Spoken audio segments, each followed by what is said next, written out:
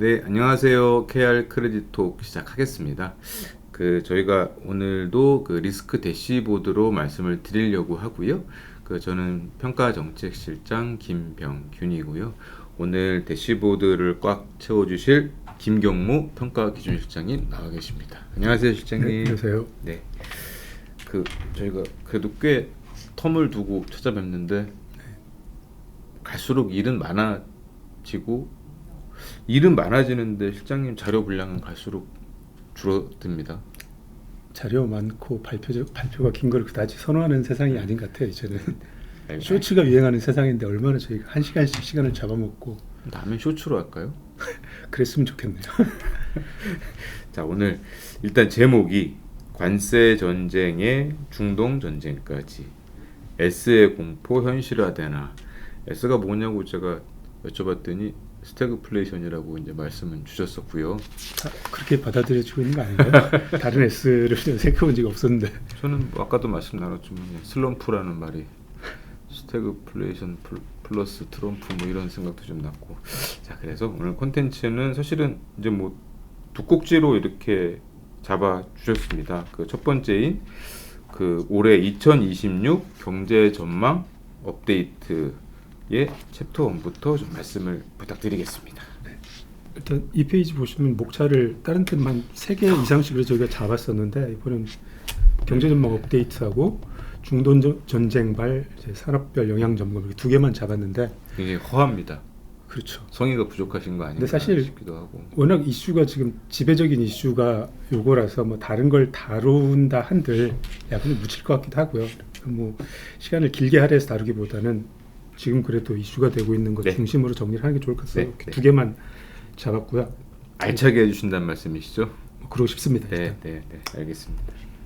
일단 저 경제전망 업데이트 올해 하는 거는 저희가 지난 12월에 올해 산업전망 발표하면서 그 산업전망을 하는 이제 백그라운드가 되는 기본 거시경제에 대한 가정들을 쭉 했었는데 그렇죠. 그 가정에 여러 가지 이제 변화가 불가피한 상황인 것 같아요. 특히나 지금 한 달 반째 이어지고 있는 중동 전쟁 영향이 굉장히 컸기 때문에 그때 제시했던 거시경제 지표가 전부 다 부정적인 방향으로 좀 움직일 것 같아서 그런 가정을 좀 바꾸는 것을 검토를 했습니다. 그래서 그 내용 중심으로 첫 번째 챕터를 설명을 드리도록 하겠습니다. 네. 슬라이드 4페이지를 보시면 이렇게 경제전망 업데이트를 하게 된 백그라운드가 이제 크게 2개 돌발 대외 변수라고 썼는데 일단 지금 거의 2달 가까이 저희가 뉴스를 켜기만 하면 중동 전쟁이 나오고 있어가지고 요것과 관련된 부분이 굉장히 큰 영향을 미치고 있고 지금도 우리 전쟁 이슈에 덮였지만 사실 전쟁 직전까지만 하더라도 관세 부분이 굉장히 있었는데 사실 물밑에 숨어 있다고 봐야 되겠죠. 끝난 게 아니니까 관세 전쟁 관련된 2개가 사실 저희 가정을 바꾸는 큰 동력으로 작용을 했다고 생각을 합니다. 일단 사실 저희가 신용평가를 다루는데 이게 전쟁과 관련된 이슈를 깊이 있게 다루기는 어렵고요. 사실 현상적인 부분을 가지고 저희 신용등급으로 오는 경제와 신용평가에 어떤 영향을 미치는지 그런 거를 좀 다루려고 하는데 지금 내일 모레까지 휴전이 이틀 남았다고 하더라고요. 근데 아직까지 힘겨루기 양상이고 타결이 안 되네요. 종전을 기대하고 있는 것 같은데 그래도 증시는 아시아 증시가 지금 계속 그러니까 종전 쪽에 희망을 다들 걸고 있는 것 같습니다. 저희도 일단 종전을 기대를 하긴 해야 되는데 워낙 변수가 많기 때문에 이제 이틀 사이에 어느 방향으로 흐를지는 모르겠는데 저희의 예상대로 종전이 된다고 하더라도 일단 상당히 전쟁의 여파가 일정 기간은 지속될 것 같다라고 생각을 하고 이유는 일단 과거 전쟁 때 한 번도 나타나지 않았던 이 물류 봉쇄, 호르무즈의 봉쇄라는 것 자체가 일단 그 물류 자체를 무기로 만들다시피 했기 때문에 종전이 된다 하더라도 그 항행 위험이 일순간에 전쟁 이전으로 돌아가기는 어려울 것 같아서 당분간의 공급망 혼란이나 물류 비용 상승은 계속 이어질 것 같다라는 부분이고요. 또 하나 이제 중동 쪽에서 전쟁이 났기 때문에 에너지 위기가 이제 닥쳤는데 사실 이란이 미국이나 이스라엘 공격보다는 중동 국가들을 많이 타격했기 때문에 중동 지역의 에너지 인프라가 많이 이제 타격을 받았고 정상화하는데 시간이 좀 걸릴 것 같기 때문에 종전이 기대대로 된다고 하더라도 전쟁의 여파는 상당 부분 경제에 좀 영향을 미칠 것 같다. 아니면 전쟁이 더 길어진다면 이 에너지 위기가 이제 실물 경기에까지 더 심하게 영향을 미칠 가능성도 일단 있다고 봐야 될 것 같습니다. 일단 뭐 중동 전쟁과 관련된 부분 물밑에 숨어 있지만 저희가 전쟁 터지기 전까지는 계속 관세 얘기를 했었잖아요. 관세 전쟁. 근데 사실 전쟁 터지기 직전에 2월 말에 전쟁이 터졌으니까 2월 20일 날 미국 연방대법원에서 상호관세 무효 판결을 해가지고 굉장히 관세 부분도 어디로 가느냐 관심의 초점이었는데 지금은 다 전쟁 뉴스에다 덮여버린 상태이죠. 예, 그렇게 됐죠. 네, 이제 연방대법원에서 상호관세 무효 판결을 하고 트럼프 정부에서는 바로 대응 조치를 강구한 게 이름을 글로벌 관세라고 뉴스에서는 얘기를 하더라고요. 근데 뭐 정확하게 엄밀하게는 글로벌 관세, 임시 관세인데 무역법 122조에 따른 임시 관세, 국제 수지와 관련된 이슈로 해서 부과할 수 있는 대통령관으로 부과할 수 있는 최장 150일간 부과할 수 있는 임시 관세인데 10% 임시 관세를 부과했죠. 작년에 상호관세 부과할 때와 거의 같은 패턴인 것 같아요. 그리고는 15%로 인상하겠다 이 글로벌 관세를. 아직 그거는 실행은 안 된 것 같고요.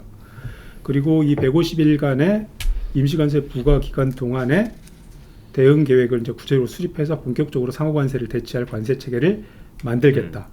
그 대체 관세 체계는 무역확장법에 따른 품목관세, 그리고 트럼프 1기 때 주로 활용했던 슈퍼 301조 불공정 무역에 따른 보복관세로 대응을 하겠다라고 일단 밝힌 상태이고, 그 밝힌 기본 방향에 따라서 조금씩 움직임은 있는 것 같아요. 아직 전쟁 때문에 조금 본격화는 안 됐지만.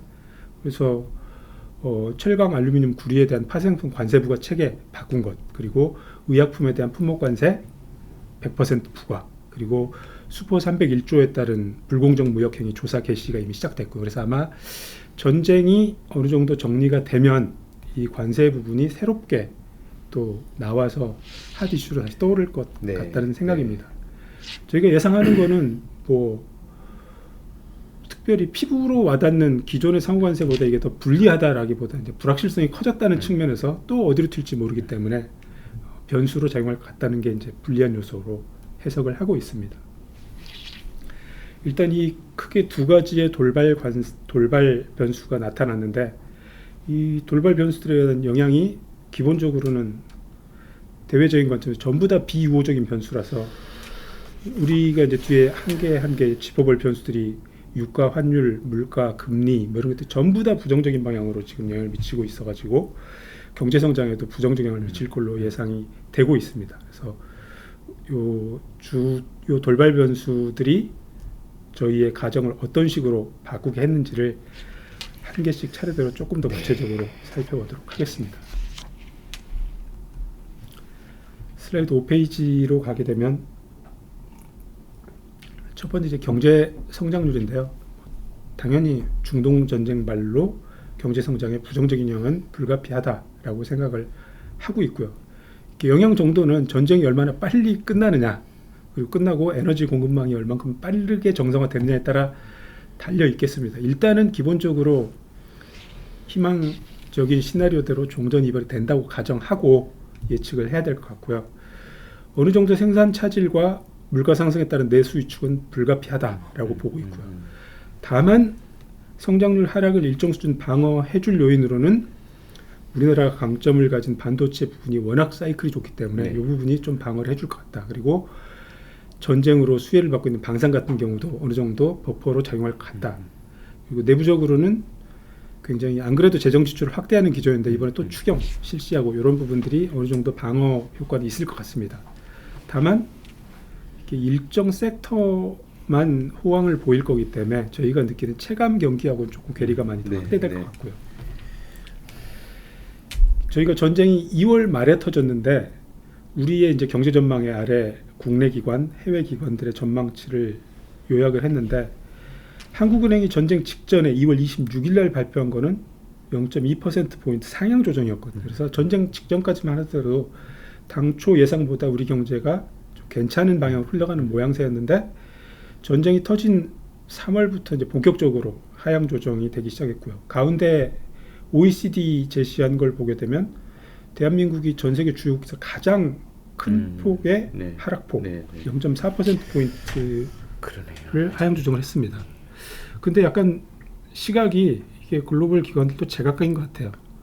4월 14일 날 발표한 IMF 전망치 수정을 보게 되면 1.9로 1월과 4월 동일합니다. 그래서 크게 다르지 않아요. 오히려 다른 주요국들이 마이너스로 떨어져 있는데 우리나라는 괜찮다라고 봤는데 아무래도 시각차가 좀 있는 것 같아요. OECD 같은 경우는 우리나라가 중동 부분에 대한 에너지 의존도가 높기 때문에 네. 이런 영향이 클 것이다 라는 부분을 굉장히 크게 반영한 것 같고 IMF 같은 경우는 좀 전에 제가 말씀드린 우리나라의 방어력, 반도체 부분이나 방산 부분의 방어력 뭐 이런 부분 그리고 추경 효과 이런 부분을 어느 정도 버퍼로 보고 이렇게 제시를 한 것 같아요.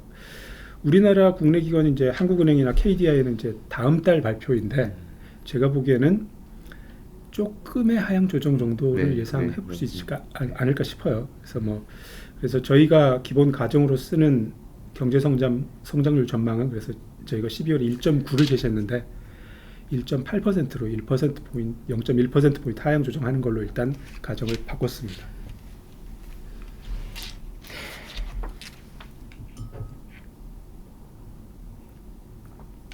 육 페이지 이제 금리 보게 되면 사실 우리 채권 시장에서 신평사도 플레이를 하고 있기 때문에 굉장히 안 좋은 쪽, 체감적으로 느끼는 가장 이제 안 좋은 부분이 금리인 것 같은데 왼쪽 하단에 금리 추이 그래프를 보시게 되면 23년 이후에 4년, 5년, 2년간의 약간 이렇게 완화적 통화 정책 기조에서 금리가 하향세를 계속 이렇게 완만하게 보였었는데 지난해 4분기부터 굉장히 가파르게 올라서 거의 100bp 이상 금리가 이제 뛰어 오른 상황이고요.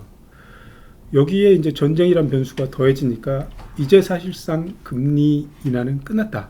언제 통화 정책이 바뀌어서 금리 상승으로 가느냐 오히려 관심이다라고 이제 시장이 많이 보는 것 같아요. 그런 걸 선반영해서 지금 금리가 이렇게 가파르게 상승하고 있는 것 같고요. 그래서 이 전쟁발 고유가로 미친 물가 상승 압력이 본격적으로 이제 이번 달 다음 달부터 영향을 미친다면 사실상 통화 정책 전환도 뭐 중기적으로는 불가피하지 않겠느냐라고 예상을 해볼 수가 있겠고요. 더더구나 우리 재정 지출 확대는 계속 확대되고 있기 때문에 이런 부분도 통화 정책 전환을 앞당기는 요인으로 작용을 할 것 같습니다.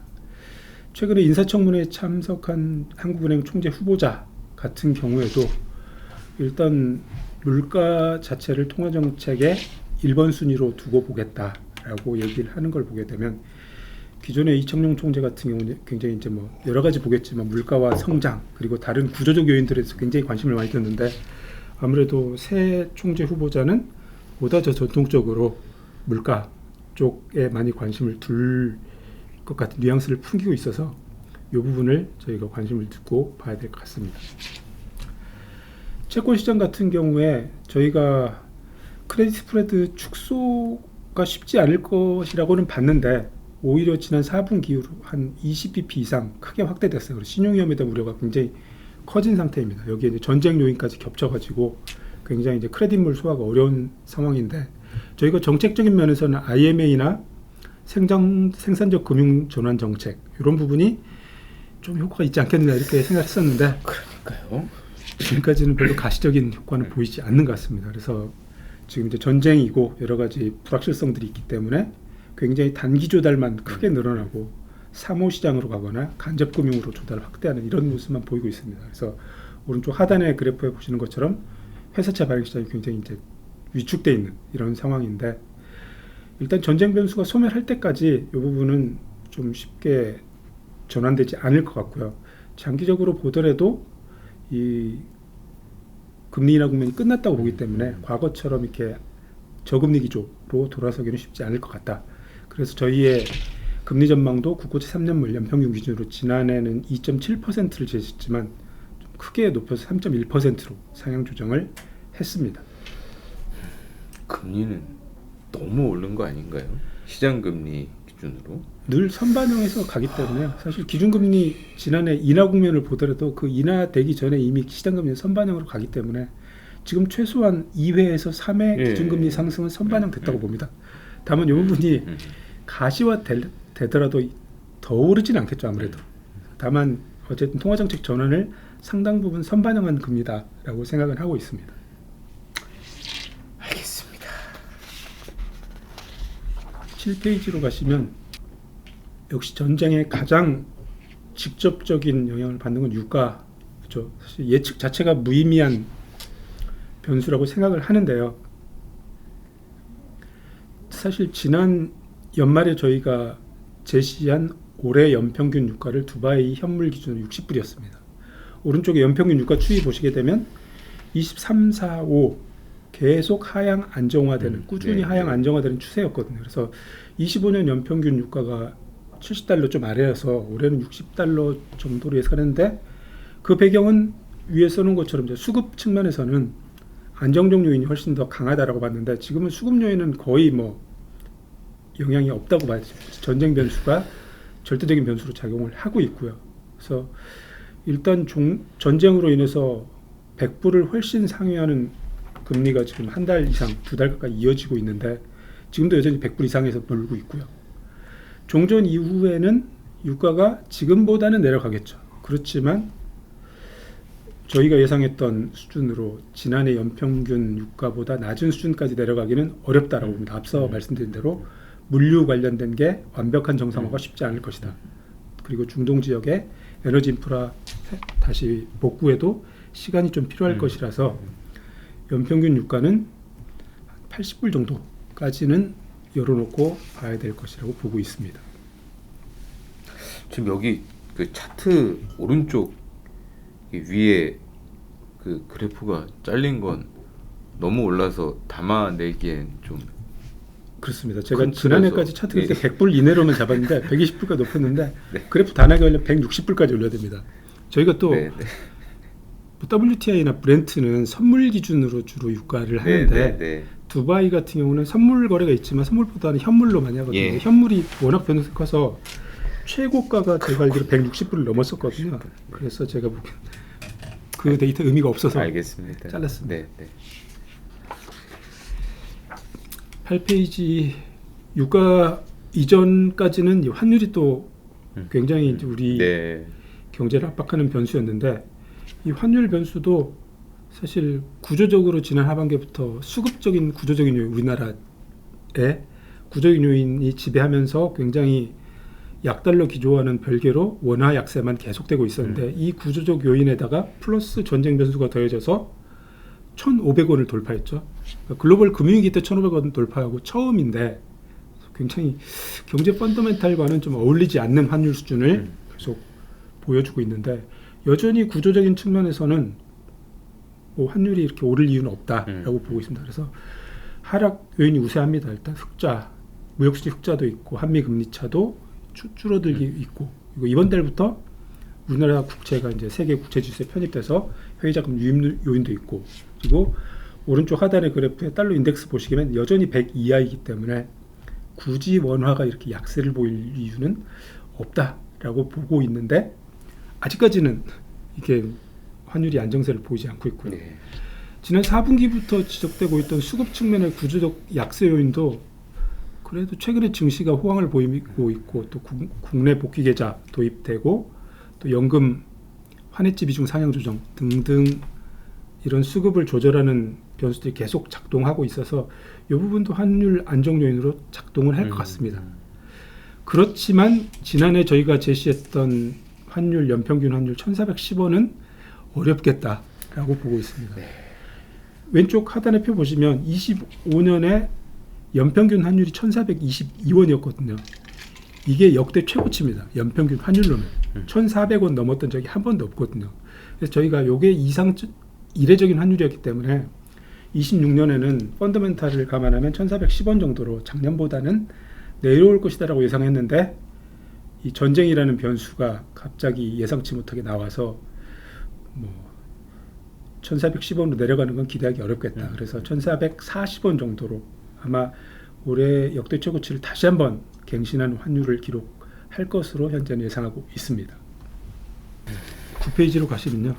지금까지 말씀드린 이제 각각의 경제 지표들에 대한 전망을 쭉 요약을 했습니다. 사실 신평사가 주요 거시경제 지표를 뭐 전망한다, 뭐 이건 아니고요. 사실 저희가 산업 전망과 크레딧 시장을 보는 데 있어서 이러한 정도의 가정을 가지고 본다라고 이제 생각하시는 게 맞을 것 같고, 그래서 지난 산업 전망에 들어갔던 가정을 일부 조정한다라고 이제 생각하시면 될 것 같습니다.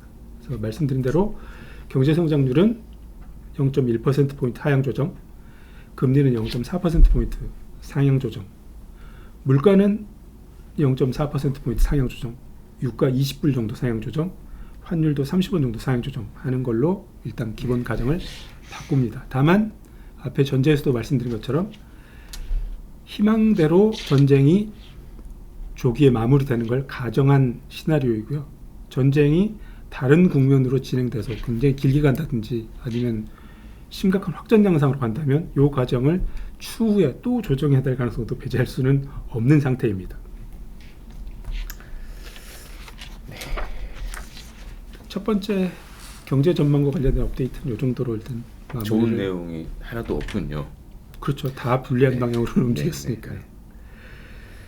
그리고 뭐 관련이 여전히 있는 내용이지만 중동 전쟁과 관련된 산업별 영향 점검 나가서, 그래서 중동 전쟁이 새로운 변수로 등장했는데 12월에 제시한 업종별 전망 아니면 신용등급 방향성과 관련된 전망을 바꿀 만한 정도냐, 어떻게 바꿨는지를 한번 점검해 보려고 합니다.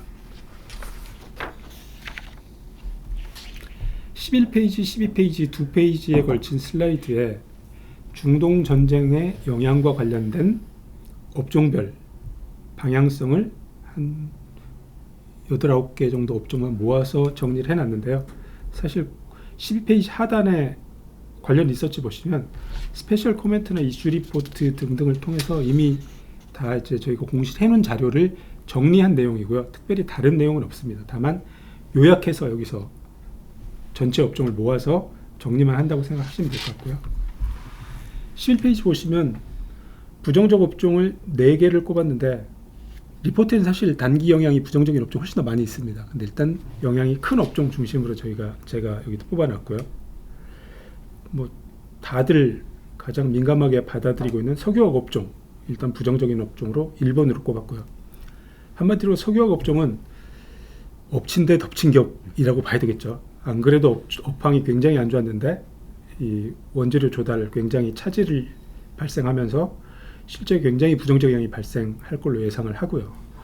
지금 전쟁이 한 달 반 이상 길어지면서 이제 가동에 본격적으로 문제가 생기는 거 아니냐, 생산 차질이 이제 본격적으로 나올 것 같다, 이런 우려까지 점점 커지고 있는 상황입니다. 그래서 전반적으로 이제 석유화학에는 굉장히 부정적인 영향을 미치는데 일부 단기적인 긍정적 효과도 나타나는 것 같습니다. 예를 들면 기존에 보유하고 있던 재고 가지고 재고는 좀 싸게 확보했으니까 다만 스프레드는 굉장히 단기간에 올라서 이 부분이 1쿼터 실적에는 조금 플러스 효과를 낼 수도 있는 것 같아요. 근데 그거는 굉장히 일시적인 효과일 뿐이고 장기간 지속되기는 어렵다. 그나마 오히려 긍정적이다라고 해석을 할 수 있다면 뭐 중국의 공급 과잉이 일부 억제되는 효과가 나올 수도 있다, 이번 전쟁을 계기로. 두 번째는 석유화학 산업 구조 개편이 정부 주도로 굉장히 진행되고 있었는데 이번 전쟁을 계기로 해서 석유화학 산업의 전략적 중요도가 굉장히 부각이 돼서 구조 개편에 조금 더 이제 가속화시키거나 아니면 정부에서도 좀 더 동력을 가지고 추진할 수 있는 계기가 되는 점 정도는 굳이 꼽자면 긍정적 요인으로 꼽을 수는 있을 것 같습니다. 두 번째 부정적 업종은 이제 항공인데 사실 단기 효과로 따지자면 거의 뭐 석유화학 못지않게 안 좋은 업종이라고 봐야 될 것 같습니다.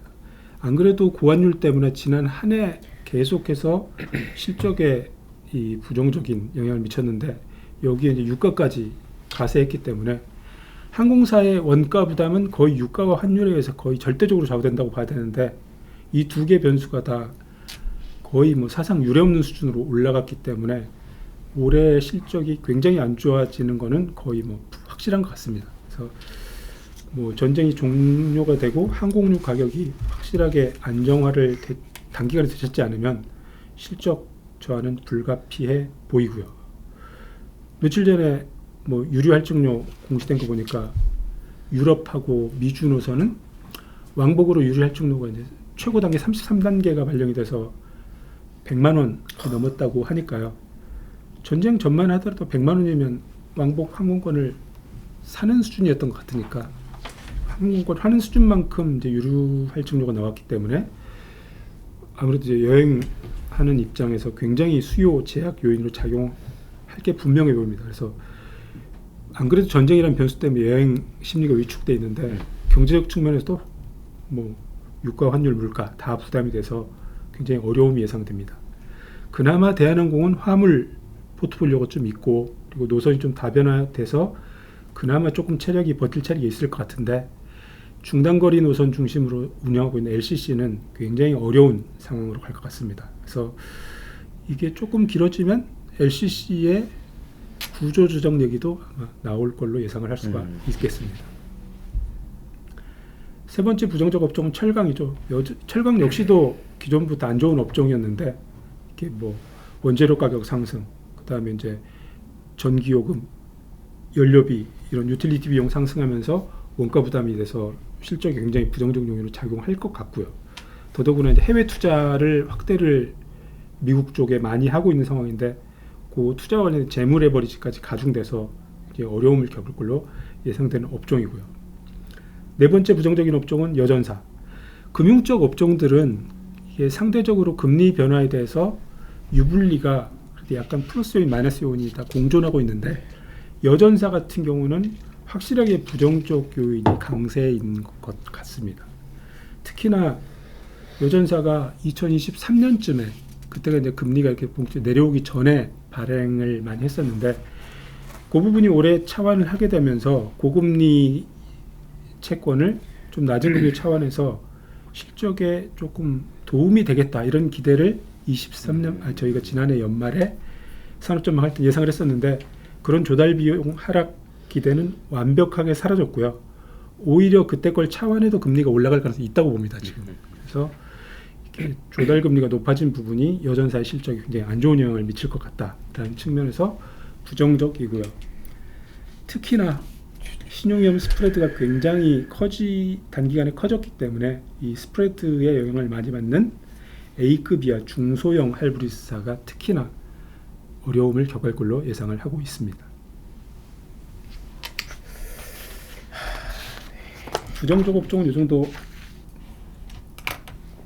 말씀을 드리고 뭐 긍정적 업종은 긍정이라 저희 딱 두 개 꼽았습니다. 정유 방산인데 정유는 말 그대로 정제 마진 상승한 것 때문에 약간 이제 뭐 이 전쟁 효과에 의한 일시적인 효과죠. 어쨌든 이 정제 마진 상승에 따른 영업 실적 개선 효과가 굉장히 이제 크게 나오는 일주 같은 경우는 뭐 굉장히 분기 기준으로 거의 역대급의 실적을 낼 거다라는 예상이 이제 나오고 있고요. 다만 정부의 이제 최고 가격 고시제도가 이제 실적 개선폭을 좀 제약하는 요인을 작용을 하고 있고요. 그리고 장기화됐을 때 전쟁이 근본적으로 이 수요까지 영향을 받을 수 있기 때문에 단기간에 실적 개선 효과는 있겠지만 이게 장기간 지속됐을 때는 이 고마진 효과는 점점 줄어들 것 같다라고 예상을 할 수가 있겠습니다. 어쨌든 단기간에 정제 마진 확대된 게 있기 때문에 정유 업종은 좀 긍정적 요인으로 작용을 할 것 같고요.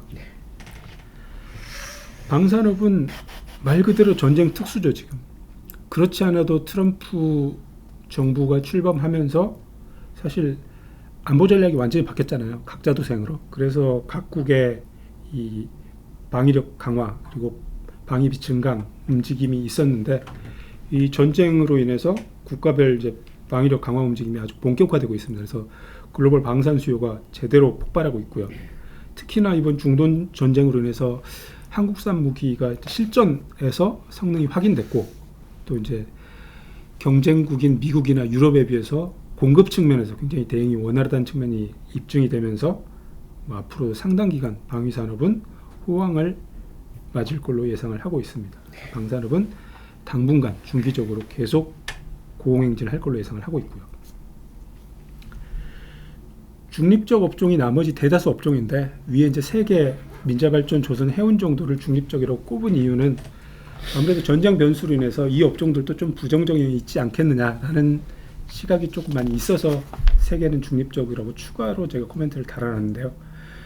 민자발전 같은 경우는 LNG 가격 상승에 따른 영향이 굉장히 클 것 같다. 근데 결론적으로 사실 판가의 전이 가능하다. 어차피 전력 요금, 개통 한계 가격이라고 하죠. 거기 S&P에 반영이 되기 때문에 이 부분을 다 흡수할 수 있어서 크게 문제가 없을 것 같다라고 보고 있고요.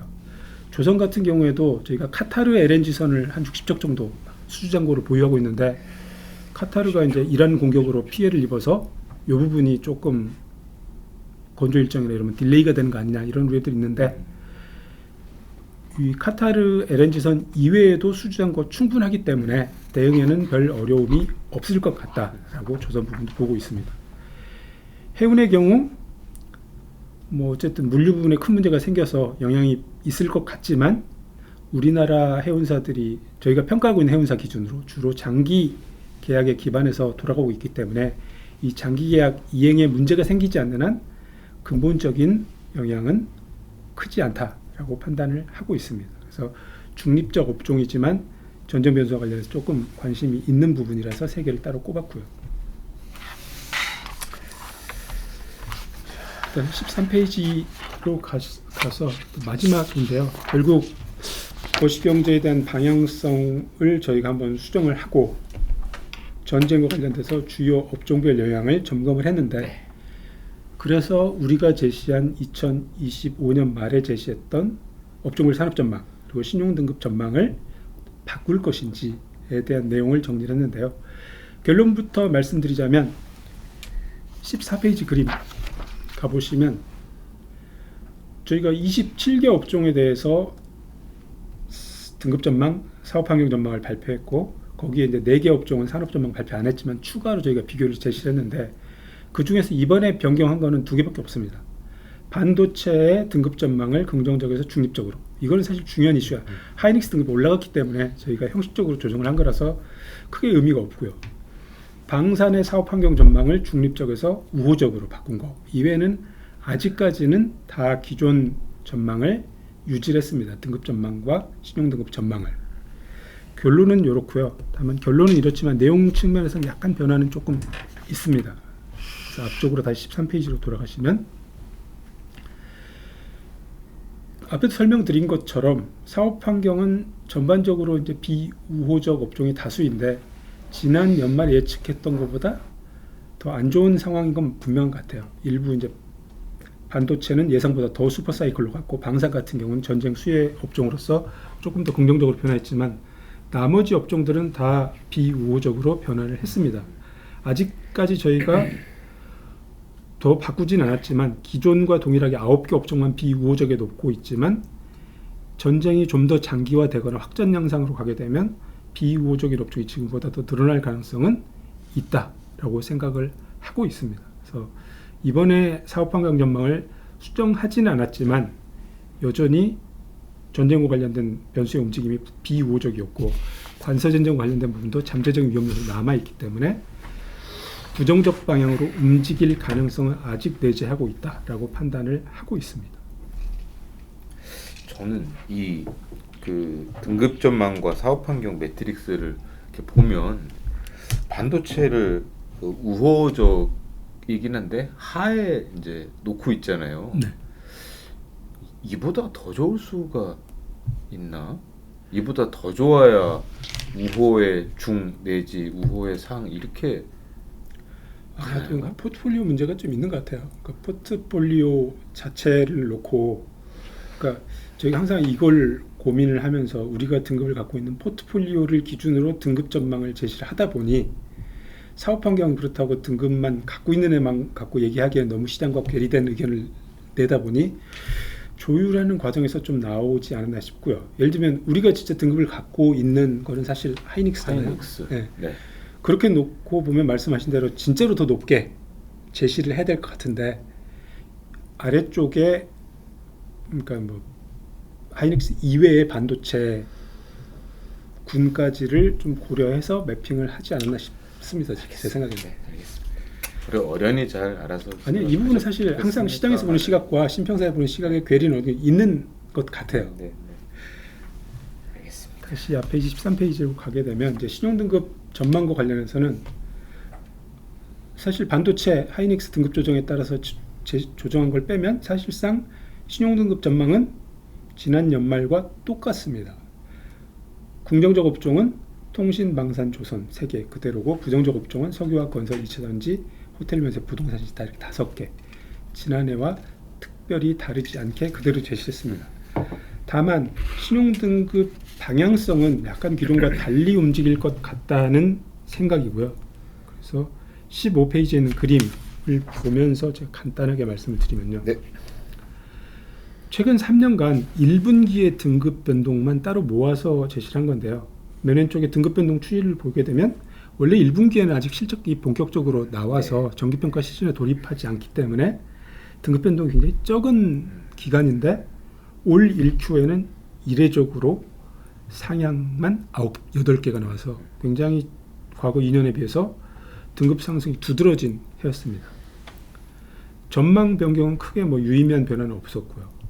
근데 등급 전망 부여 현황을 보게 되면 25년부터 긍정적 전망이 이제 늘어나긴 했는데 비교를 해보자면 여전히 26년 1분기 말에도 긍정적보다는 부정적이 더 우세한 상황입니다. 그래서 여전히 등급 변동이 하향 위주가 더 지배적이어야 될 것처럼 보이지만 올 1분기에는 등급 상승이 줄을 이뤘는데요.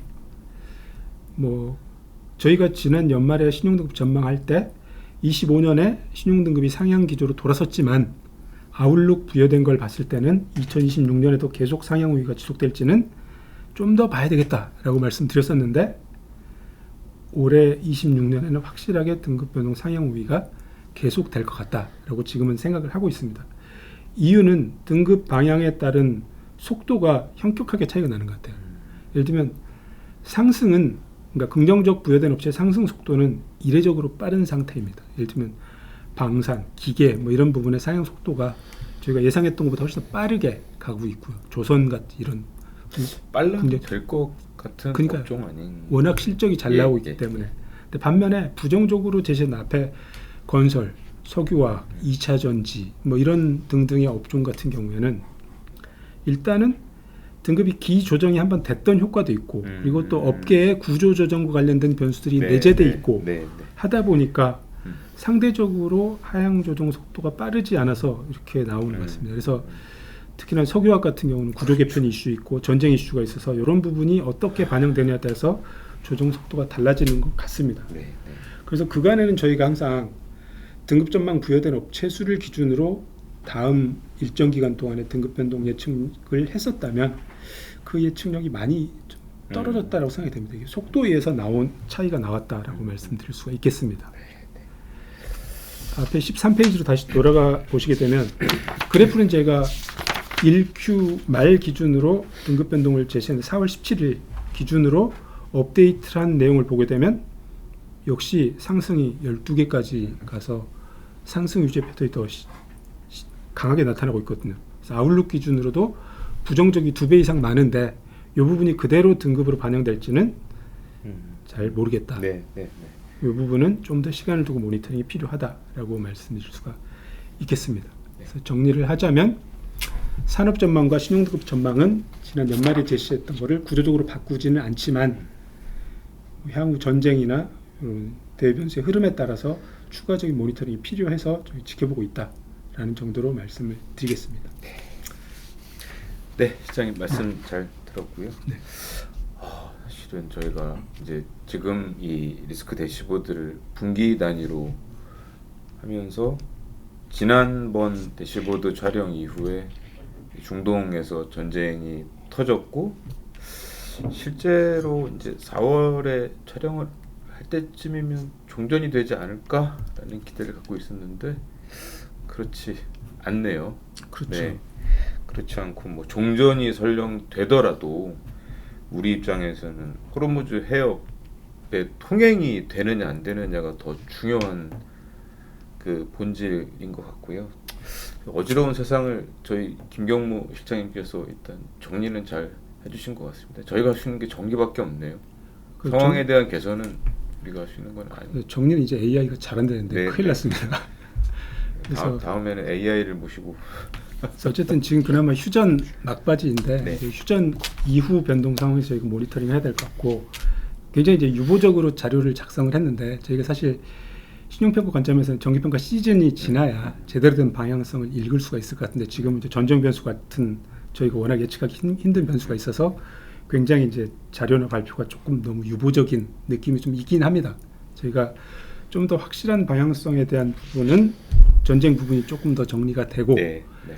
정기평가 시즌이 지나면 그거를 정리를 한번 해가지고 네, 네. 다음번엔 조금 더 구체적인 방향성을 제시할 수 있도록 그렇게 해보겠습니다. 네. 다음에 한 번까지는 기준 시장님께 기회를 드리겠습니다. 아, 고맙습니다.